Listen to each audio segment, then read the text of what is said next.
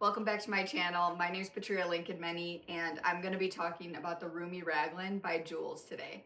This is a knitting video for beginners because I'm a beginner knitter and there's so much that I had no idea about that I wish somebody would have told me sooner, and it took me so many bits and pieces to figure out. So I thought I would help everybody that was in the same position as me last fall and give you some pointers for knitting.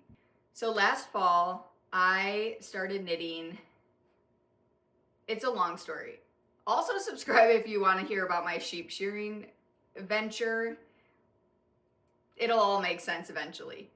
Anyways, last fall, I bought a Baba sweater. And if you're unfamiliar with Baba, it's a Spanish company that uses Spanish wool from their own sheep. And they knit these very thick, heavy-duty, very expensive sweaters in a very sustainable way.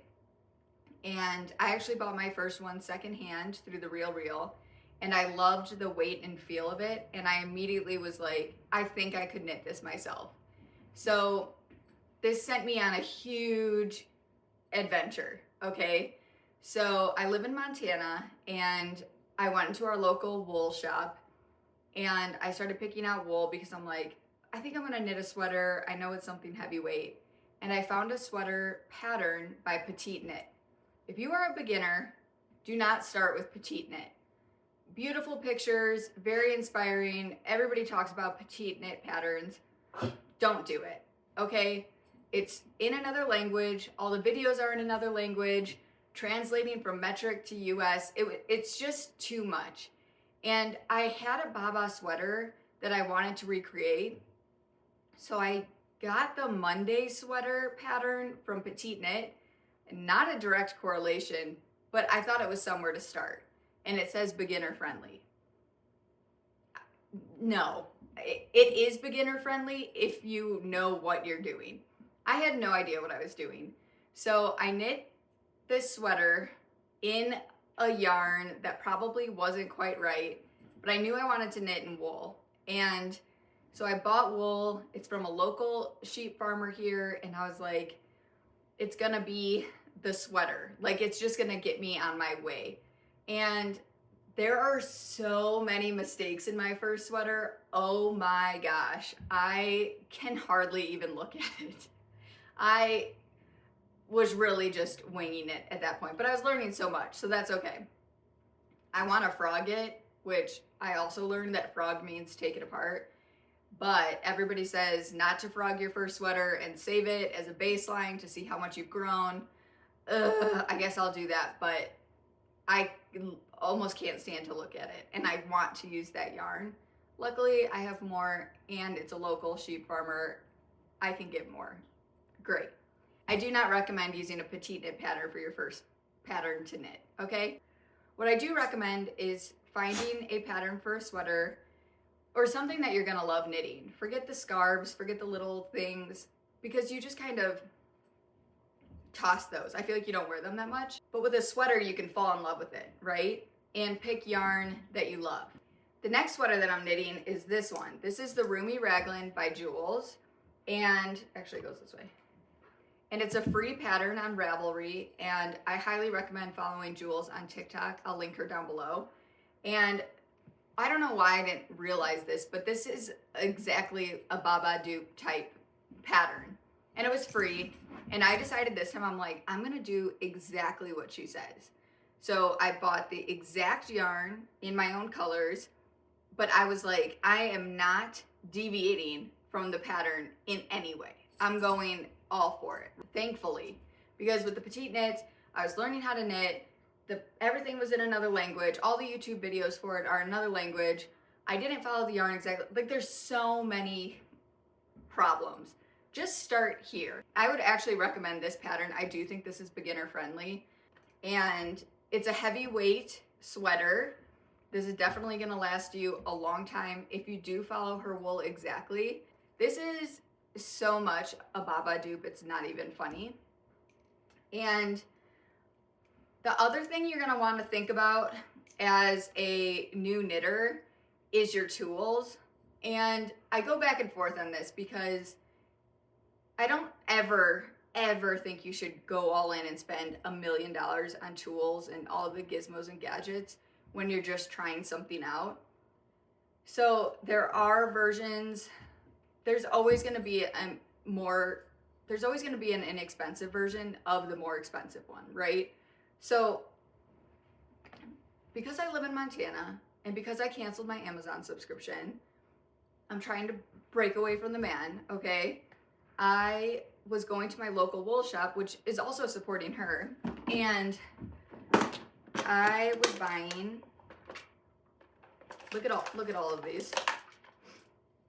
I bought all of these, and they're all different sizes and lengths, and I was buying specifically what the pattern said it needed for the Petite Knit, and then as I was trying to start this sweater, I was trying to buy exactly what I needed for this sweater, and then I just finally bit the bullet and I bought this extremely ugly but very functional set of interchangeable needles and their cables of differing lengths.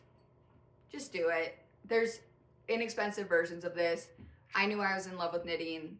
It's quickly become my favorite hobby, and so I do recommend getting a version of this when you start knitting, because game changer. This probably cost as much as that one little packet did. This is also a tip from Jules. She uses a tackle box. I thrifted this tackle box and it's great. I carry this thing around the house and just have all my little tools with me. I remember where I was. My son just called and forgot his folder at school and also wanted me to bring him a snack. So I don't know where I left off. I think I was telling you about tools and sweaters. Oh, I know. I was talking about German short rows. So I had to learn how to do German short rows for this. I made a little mistake. I don't think anybody would notice, but there is a tiny little hole in the front where I tried to connect them. Not the end of the world. I think I cast on the neck a little too tight. It's supposed to lay a little flatter, but it's okay if it's gonna be a little mock neck. My favorite thing about knitting my own Baba dupe sweater is that I can adjust the length. I had the Baba number 75. It's a V-neck, and I actually just sold it because it was too long on my short torso.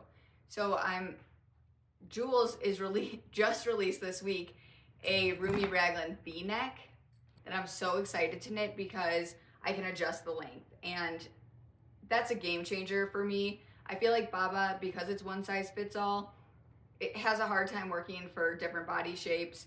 My body is very short in the upper body, and so I do not like when things are super long. Same with sleeves, so it's a whole thing. Anyways, I'm on to the sleeve now, and I'm learning how to do decreases. Another tip is I learned how to do the Rook bind off instead of the Italian bind off because the Italian bind off made my brain break. So this was a lot easier, and I think it looks similar. The other thing that's terrified me about knitting is blocking. Blocking is when you submerge your sweater in water and a conditioning agent to help smooth out any lumps or bobbles that exist, like this wonky bottom right now. That'll all be smoothed out.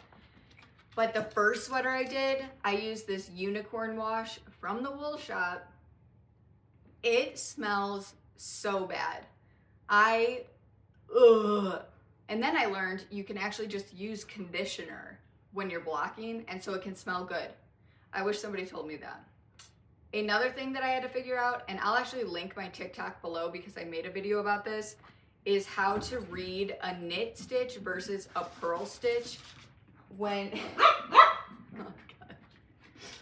when you are doing ribbing. My first sweater, my ribbing was not nice. And once I learned how to read it, I was like, oh, of course. I could not figure that one out.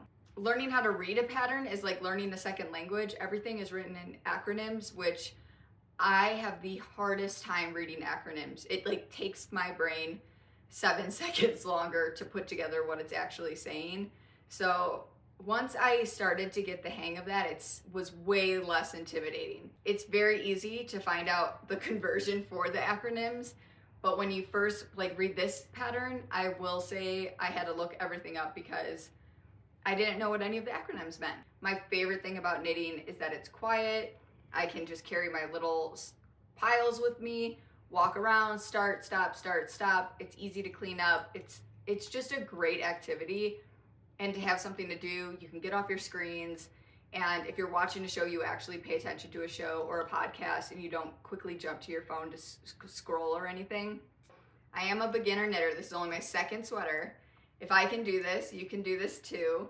And I can't wait to show you the finished product. But this is where we're at for now. I love this sweater.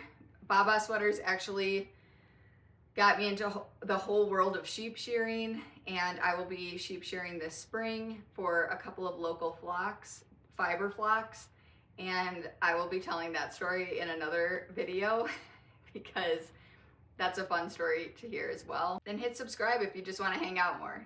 All right, talk to you later. Bye.